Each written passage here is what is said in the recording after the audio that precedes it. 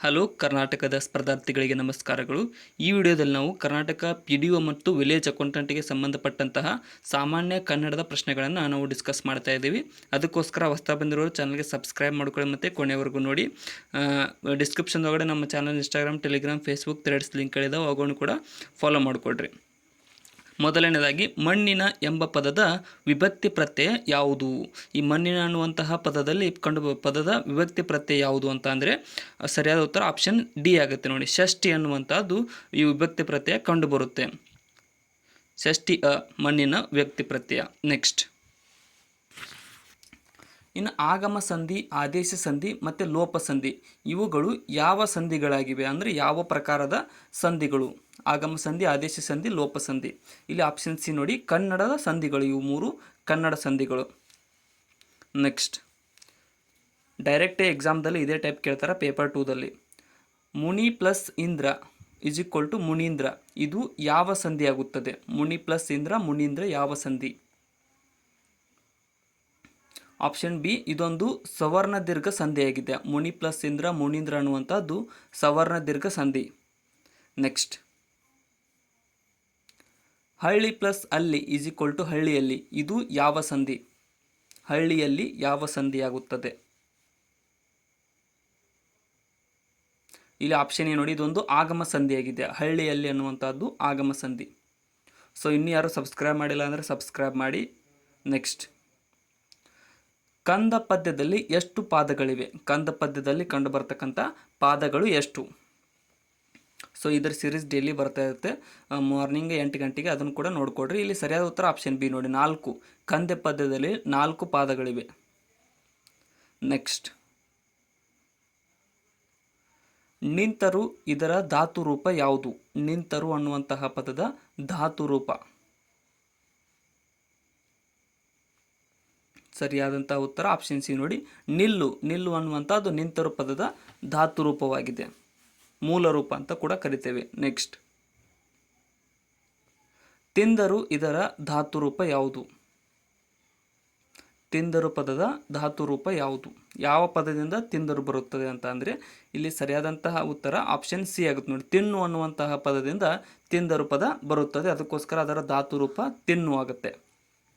Next, ಹೋಗು ಧಾತುವಿನ ಭೂತಕಾಲದ ಕ್ರಿಯಾಪದ ಯಾವುದು? ಹೋಗು ಧಾತುವಿನ ಭೂತಕಾಲದ ಕ್ರಿಯಾಪದ. ಇಲ್ಲಿ ಆಪ್ಷನ್ ಸಿ ನೋಡಿ, ಹೋಗಿದ್ದನು ಅನ್ನುವಂಥದ್ದು ಹೋಗು ಧಾತುವಿನ ಭೂತಕಾಲದ ಕ್ರಿಯಾಪದವಾಗಿದೆ. ನೆಕ್ಸ್ಟ್, ಇನ್ನು ಅಜ್ಜ ಇದಕ್ಕೆ ತತ್ಸಮ ಪದ ಯಾವುದು? ತತ್ಸಮ, ಅಜ್ಜ ಪದಕ್ಕೆ ತತ್ಸಮ ಪದ.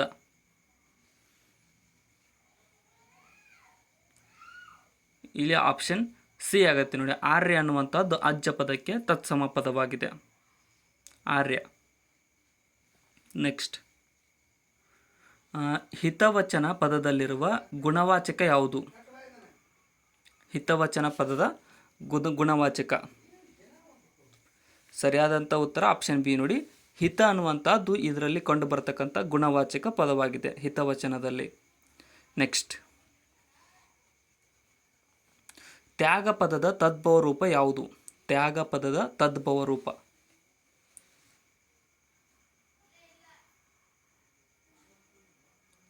ಇಲ್ಲಿ ಆಪ್ಷನ್ ಎ, ಜಾಗ ಅನ್ನುವಂಥದ್ದು ತ್ಯಾಗ ಪದದ ತದ್ಭವ ರೂಪವಾಗಿದೆ. ನೆಕ್ಸ್ಟ್,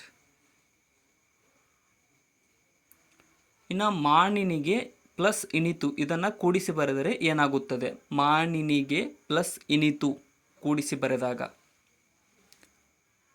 ಇಲ್ಲಿ ಆಪ್ಷನ್ ನೋಡಿ, ಮಾನಿನಿ ಗಿಣಿತು ಅನ್ನುವಂಥದ್ದಾಗುತ್ತೆ. ಮಾನಿನಿಗೆ ಪ್ಲಸ್ ಇನಿತು ಕೂಡಿಸಿ ಬರೆದಾಗ ಮಾನಿನಿ ಗಿಣಿತು ಆಗುತ್ತೆ. ನೆಕ್ಸ್ಟ್, ರಸ ಪ್ಲಸ್ ಅತಳ ಇದನ್ನು ಕೂಡಿಸಿ ಬರೆದಾಗ ಯಾವ ವರ್ಡ್ ಆಗುತ್ತೆ? ಯಾವ ಪದವಾಗುತ್ತೆ? ರಸ ಪ್ಲಸ್ ಅತಳ. ಇಲ್ಲಿ ಆಪ್ಷನ್ ಸಿ ನೋಡಿ, ರಸಾತಳ ಅನ್ನುವಂಥದ್ದು ರಸ ಪ್ಲಸ್ ಅತಳವನ್ನು ಕೂಡಿಸಿ ಬರೆದಾಗ ಬರುವಂತಹ ಪದವಾಗಿದೆ. ನೆಕ್ಸ್ಟ್, ವಸುದೆ ಪದದ ಅರ್ಥ ಏನು? ವಸುದೆ ಅನ್ನುವಂತಹ ಪದದ ಅರ್ಥ ಸಮಾನಾರ್ಥಕ ಪದ, ಸಿನೋನೈಮ್ ಅಂತ ಇಂಗ್ಲೀಷ್ ಒಳಗಡೆ ಏನು ಕರಿತೀವಲ್ಲ ಅದರ ಅರ್ಥ. ಇಲ್ಲಿ ಸರಿಯಾದ ಉತ್ತರ ಆಪ್ಷನ್ ಸಿ ನೋಡಿ, ಭೂಮಿ. ಭೂಮಿ, ಧರೆ, ವಸುದೆ ಅಂತ ಎಲ್ಲ ಕರಿತೀವಲ್ಲ, ಭೂಮಿ ಪದದ ಸಮಾನಾರ್ಥಕ ಪದ ವಸುದೆ ಆಗುತ್ತೆ. ನೆಕ್ಸ್ಟ್, ಇನ್ನು ದಿಶಾ ಪದದ ತದ್ಭವ ರೂಪ ಏನು? ದಿಶಾ ಪದದ ತದ್ಭವ ರೂಪ ಡೈರೆಕ್ಟ್ ಎಕ್ಸಾಮ್ದಲ್ಲಿ ಇದೇ ಟೈಪ್ ಬರ್ತಾವೆ. ಸಿಂಪಲ್ ಅನಿಸಿದ್ರು ಕಾನ್ಸಂಟ್ರೇಟ್ ಮಾಡಿ ಕೇಳ್ಕೊಡ್ರಿ. ಇಲ್ಲಿ ಆಪ್ಷನ್ ಬಿ ನೋಡಿ, ದೆಸೆ ಅನ್ನುವಂಥದ್ದು ದಿಶಾ ಪದದ ತದ್ಭವ ರೂಪವಾಗಿದೆ. ನೆಕ್ಸ್ಟ್ ದಿಶೆ, ದೆಸೆ, ದಿಶಾ. ಇನ್ನು ಕಂದ ಇದರ ವಿವಿಧ ಪದ ಅರ್ಥ. ಕಂದ ಅನ್ನುವಂತಹ ಪದದ ಸಿನೋನೈಮ್, ವಿವಿಧ ಅರ್ಥ. ಇಲ್ಲಿ ಆಪ್ಷನ್ ಡಿ ನೋಡಿ, ಮಗು, ಗೆಡ್ಡೆ. ಗೆಡ್ಡೆ ಅನ್ನುವಂಥದ್ದು ಕಂದ ಪದದ ವಿವಿಧ ಅರ್ಥಗಳಾಗಿವೆ. ನೆಕ್ಸ್ಟ್, ಇನ್ನು ಅಬಲೆ ಪದದ ವಿರುದ್ಧ ಪದ ಯಾವುದು? ಅಬಲೆ ಪದದ ವಿರುದ್ಧ ಪದ. ಇಲ್ಲಿ ಆಪ್ಷನ್ಗಳಲ್ಲಿ ಅಬಲೆ ಪದ ವಿರುದ್ಧ ಪದ ಸಬಲೆ ನೋಡಿ.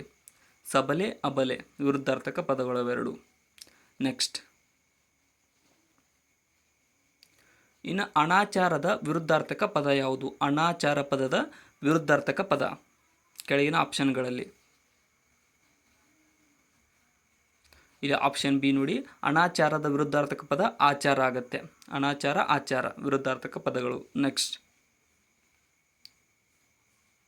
ಇನ್ನು ಬಟ್ಟೆ ಇದರ ನಾನಾರ್ಥ ಯಾವುದು? ಬಟ್ಟೆ ಪದದ ಕೆಲವೊಂದಿಷ್ಟು ಅರ್ಥಗಳು ಆಪ್ಷನ್ಗಳಲ್ಲಿ. ನಾನಾರ್ಥ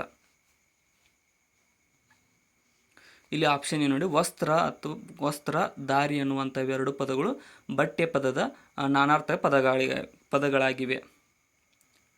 ಹೊಟ್ಟೆಯುರಿ ಈ ನುಡಿಗಟ್ಟಿನ ಅರ್ಥವೇನು? ಹೊಟ್ಟೆಯುರಿ.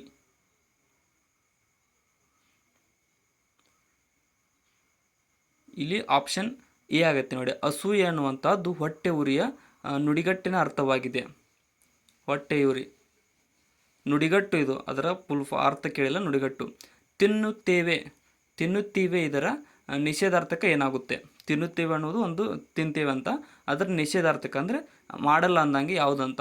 ಇಲ್ಲಿ ಆಪ್ಷನ್ ಡಿ ನೋಡಿ, ತಿನ್ನವು ಅನ್ನುವುದು ನಿಷೇಧಾರ್ಥಕ ಪದವಾಗಿದೆ. ತಿನ್ನುತ್ತೀವಿ ಪದದ ನಿಷೇಧಾರ್ಥಕ ತಿನ್ನವು.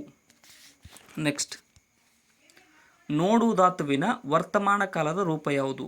ನೋಡು ಧಾತುವಿನ ವರ್ತಮಾನ ಕಾಲದ ರೂಪ. ಇಲ್ಲಿ ಆಪ್ಷನ್ ಬಿ ನೋಡಿ, ನೋಡುತ್ತಿಲ್ಲ ಅನ್ನುವಂಥದ್ದು ನೋಡು ಧಾತುವಿನ ವರ್ತಮಾನ ಕಾಲದ ರೂಪವಾಗಿದೆ. ನೆಕ್ಸ್ಟ್, ನಾಲಿಗೆ ಬಿಗಿ ಹಿಡಿ ಈ ನುಡಿಗಟ್ಟಿನ ಅರ್ಥವೇನು? ನಾಲಿಗೆ ಬಿಗಿ ಹಿಡಿ. ಇಲ್ಲಿ ಆಪ್ಷನ್ ಸಿ ನೋಡಿ, ಮಿತಿಯಲ್ಲಿ ಮಾತಾಡು ಅನ್ನುವುದು ನಾಲಿಗೆ ಬಿಗಿ ಹಿಡಿ ನುಡಿಗಟ್ಟಿನ ಅರ್ಥವಾಗಿದೆ. ದಾರಿದೀಪ ಎಂಬುದು ಒಂದು ಡ್ಯಾಶ್ ಆಗಿದೆ. ದಾರಿದೀಪ ಅನ್ನುವಂಥದ್ದು ಒಂದು ಏನು?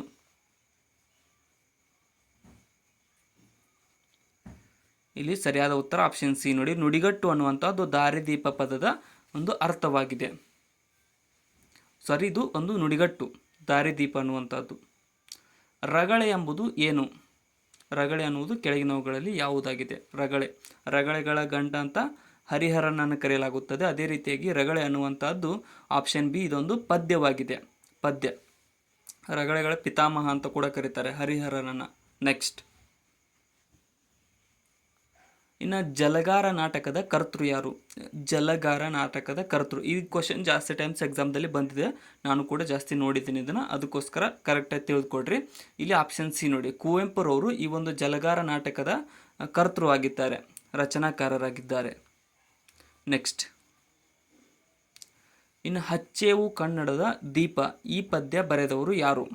ಹಚ್ಚೇವು ಕನ್ನಡದ ದೀಪ ಪದ್ಯವನ್ನು ಬರೆದವರು. ಇಲ್ಲಿ ಆಪ್ಷನ್ ಬಿ ನೋಡಿ, DS ಕರ್ಕಿರವರು ಈ ಒಂದು ಹಚ್ಚೇವು ಕನ್ನಡದ ದೀಪ ಅನ್ನುವಂತಹ ಪದ್ಯವನ್ನು ಬರೆದವರಾಗಿದ್ದಾರೆ. ನೆಕ್ಸ್ಟ್, ಓದು ಧಾತುವಿನ ಭವಿಷ್ಯತ್ ಕಾಲ ಯಾವುದು? ಓದು ಧಾತುವಿನ ಭವಿಷ್ಯತ್ ಕಾಲ. ಆಪ್ಷನ್ ಎ ಓದುವನು ಅನ್ನುವಂಥದ್ದು ಓದು ಧಾತುವಿನ ಭವಿಷ್ಯತ್ ಕಾಲ ಪದವಾಗಿದೆ. ನೆಕ್ಸ್ಟ್, ಕೆಳಗಿನವುಗಳಲ್ಲಿ ಯಾವುದು ಕನಕದಾಸರ ಕೃತಿ ಅಲ್ಲ?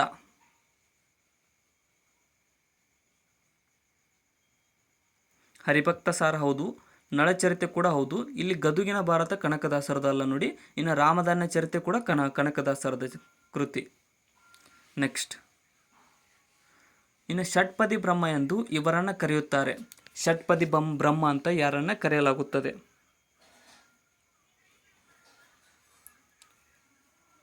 ಸರಿಯಾದ ಉತ್ತರ ಆಪ್ಷನ್ ಡಿ ನೋಡಿ, ರಾಘವಂಕರನ್ನ ಷಟ್ಪದಿಯ ಬ್ರಹ್ಮ ಎಂದು ಕರೆಯಲಾಗುತ್ತದೆ. ನೆಕ್ಸ್ಟ್, ಮಕ್ಕಳು ಹಾಲನ್ನು ಕುಡಿಯುತ್ತಾರೆ ಆದರೆ ಅವರಿಗೆ ಕೊಡಲು ಸಾಕಷ್ಟು ಹಾಲಿಲ್ಲ. ಇದು ಯಾವ ಪದವಾಗುತ್ತದೆ, ಯಾವ ವಾಕ್ಯವಾಗುತ್ತದೆ? ಆಪ್ಷನ್ ಬಿ, ಇದೊಂದು ಸಂಯೋಜಿತ ವಾಕ್ಯವಾಗಿದೆ. ಸಂಯೋಜಿತ ವಾಕ್ಯ, ಈ ರೀತಿ ವಾಕ್ಯ ಬಂದಾಗ. ನೆಕ್ಸ್ಟ್, ಸ್ವರಾಕ್ಷರಗಳ ಆಶ್ರಯವಿಲ್ಲದೆ ಉಚ್ಚರಿಸಲಾಗದ ವರ್ಣಗಳು ಯಾವುವು? ಸ್ವರಾಕ್ಷರಗಳ ಆಶ್ರಯವಿಲ್ಲದೆ ಉಚ್ಚರಿಸಲಾಗುವ ವರ್ಣಗಳು. ಆಪ್ಷನ್ ಸಿ ನೋಡಿ, ಯೋಗವಾಹಗಳು. ನೋಡಿ, ಸ್ವರಾಕ್ಷರದ ಆಶ್ರಯವಿಲ್ಲದೆ ಉಚ್ಚರಿಸಲಾಗದ ವರ್ಣಗಳು ಯೋಗವಾಹಗಳು. ವ್ಯಂಜನಕ್ಕೆ ಸ್ವರ ಸೇರಿಸಿದರೆ ಏನಾಗುತ್ತದೆ?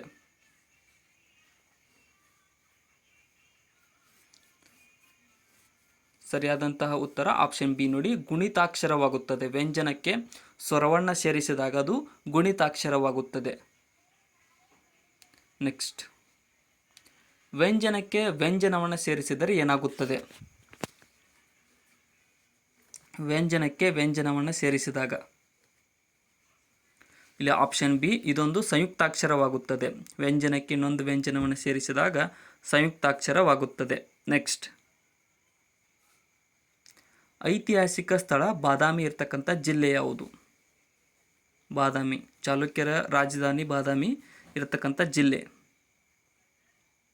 ಇಲ್ಲಿ ಆಪ್ಷನ್ ಬಿ ನೋಡಿ, ಇದು ಬಾಗಲಕೋಟೆಯಲ್ಲಿ ಕಂಡುಬರುತ್ತದೆ. ಬಾಗಲಕೋಟೆಯಲ್ಲಿ ಬರ್ತಕ್ಕಂಥ ಒಂದು ತಾಲೂಕು ಇದು ಬಾದಾಮಿ. ಸೊ ಇಲ್ಲಿಗೆ ಇವತ್ತಿನ ಸಾಮಾನ್ಯ ಕನ್ನಡದ ಪ್ರಶ್ನೆಗಳು ಮುಕ್ತಾಯಗೊಂಡಿದ್ದಾವೆ. ಸೊ ಹೊಸ್ತಾ ಬಂದಿರೋ ಚಾನಲ್ಗೆ ಸಬ್ಸ್ಕ್ರೈಬ್ ಮಾಡ್ಕೊಳ್ಳಿ ಮತ್ತು ಕೊನೆವರೆಗೂ ನೋಡಿದ್ದಕ್ಕೆ ಎಲ್ರಿಗೂ ಧನ್ಯವಾದಗಳು. ಈ ವಿಡಿಯೋನ ಆದಷ್ಟು ನಿಮ್ಮ ಫ್ರೆಂಡ್ಸ್ಗೆ ಶೇರ್ ಮಾಡಿ. ಏನಾದರೂ ತಪ್ಪು ಅನಿಸಿದ್ರೆ ಕಮೆಂಟ್ ಸೆಕ್ಷನ್ದಲ್ಲಿ ಕಮೆಂಟ್ ಕೂಡ ಮಾಡಿ. ಮತ್ತು ಡಿಸ್ಕ್ರಿಪ್ಷನ್ದೊಳಗಡೆ ನಮ್ಮ channel Instagram, Telegram, Facebook, Threads ಮತ್ತು ವಾಟ್ಸಪ್ ಲಿಂಕ್ಗಳಿದಾವೆ. ಅವುಗಳನ್ನು ಕೂಡ ಫಾಲೋ ಮಾಡಿಕೊಡ್ರಿ. Thank you so much.